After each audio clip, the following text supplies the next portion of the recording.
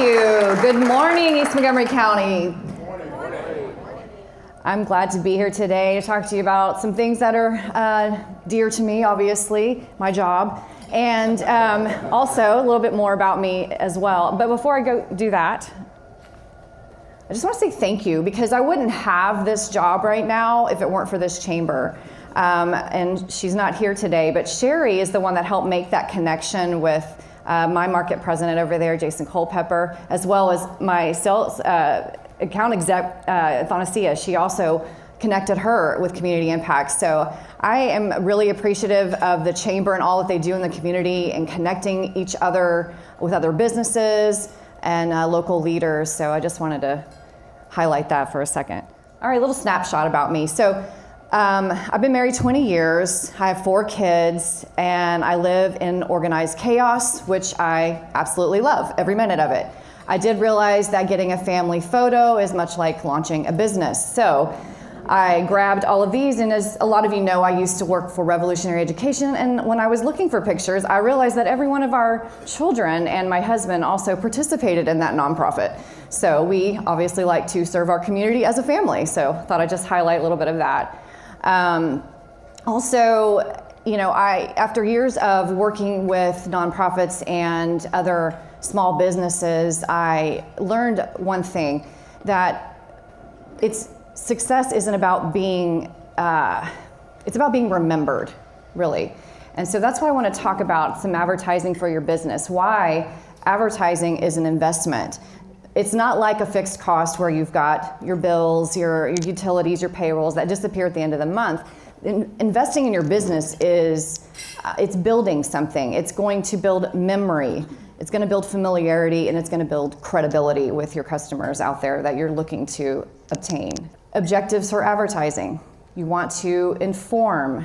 You want to persuade and remind. So you want to inform them, hey, we're here.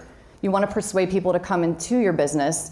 And then reminding them is the one I want to focus on today. It's about visibility. It's about top of mind. So I want to do something real quick. So unfortunately, plumbers, you're not going to be able to participate if you're in the room. But raise your hand if you can think of 3 restaurants. Okay, put them down. Raise your hand if you can think of 3 plumbers. Ooh, that went up faster than I thought. But you can see that more people can think of 3 restaurants a lot faster than they can of 3 plumbers. There's a reason for that. It's not because the business of plumbing isn't successful and great. It's just that you see restaurants more often than you see a plumber, hopefully. I mean, no offense, just saying. So obviously, it's, again, top of mind. Let's talk about some of our big advertisers or big companies out there that have, like Coke, Nike. I didn't put them up here today, but if I would have put them up here today, you would have, even without the words, you would have recognized who they were. Well, there's a reason for that. And they don't even need to advertise anymore. They've been doing this for years and years, I think. So they do that because they want to stay top of mind. And that's what you need to do as a business owner. You need to make sure your brand is out there in multiple facets. I will say that I, unfortunately, have seen businesses that will, hey, I've got repeat business, I've got referrals, we've been doing this for years and years and years. Well, that's great, but what happens when the economy crashes? What happens when those people have issues, they can't come to you anymore? You need to obtain new business. How are you going to do that? And if you haven't already started investing, again, you're building something, then it's going to take a while for that investment to pay off whenever things crash. So you need to start now. With new businesses, sometimes it's all about that operational budget. You're not thinking about, hey, I'm going to advertise, I'm just going to do this big grand opening, ribbon cuttings, and they're all great, and you have this amazing turnout, but then what happens? It starts to kind of, and some of you knew. And so what you've got to do is get with a business planner before you start your business and say, hey, I have to have budget for operations, but I also have to have a budget for advertising. And then what kind of advertising are you going to do? Well, there's lots of different kinds to do. Obviously, we do print, but I am a big proponent for doing all types. So this world is digital, but I will say in the digital world, there's a lot of overexposure. We see 4,000 to 10,000 ads of some nature, mostly digital, per day. That's crazy. You don't even realize you're seeing it. Subconsciously, you're seeing it. You're only really taking in about a dozen. And those dozen advertisements that you're taking in, you're hoping that those are memorable, like you're hoping that that's your business that people are remembering, right? So these are some outstanding numbers that are kind of crazy to think about. So some of the things that we did a third-party survey at Community Impact, and if you can look up here at the numbers, 64% of the readers say they need to see an ad 6 to 12 times. I've seen some research about, the rule of 7. It takes about 7 or so times for a consumer to change their behavior.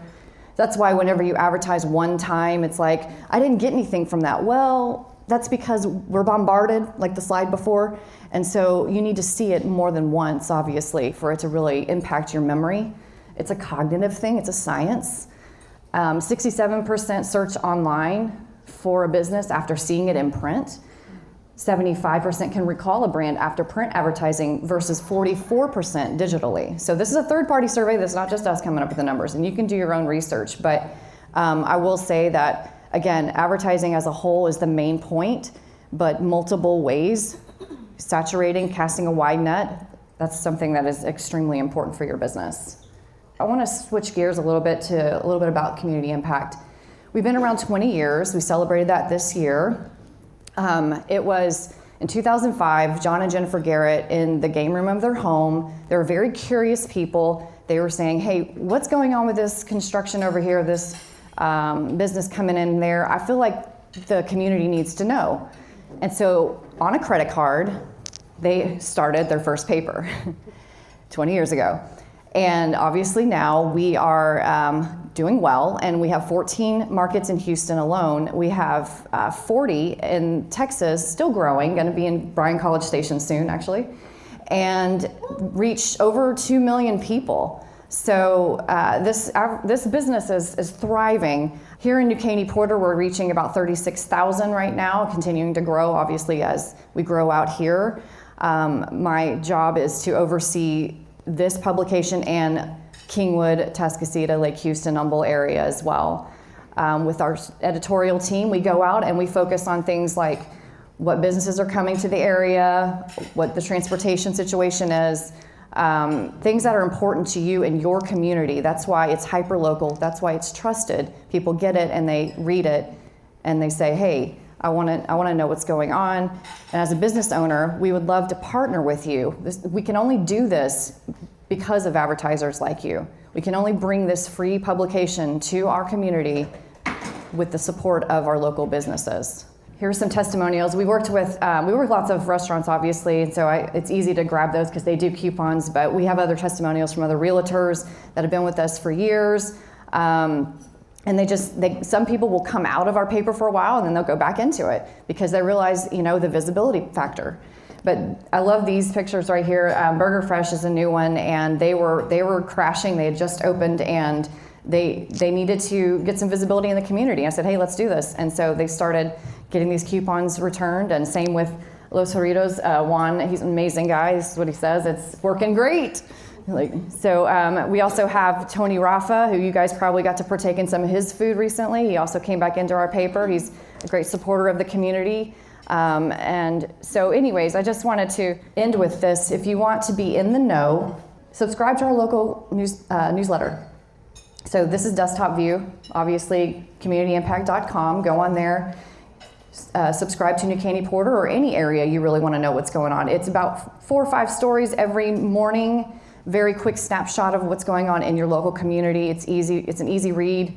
Click on it. If you want to read more about each story, goes to our website. Here's the mobile view of it also. I do this every morning, not just because I have to, but because it is informative. I didn't know certain things were going on as much as, there's so many things going on actually, and you get bombarded, but this was a quick snapshot for me to figure out what's going on in our area. So if you'll get your phones out right now and scan that QR code, you too can be a subscriber to Community Impact. Thank you very much.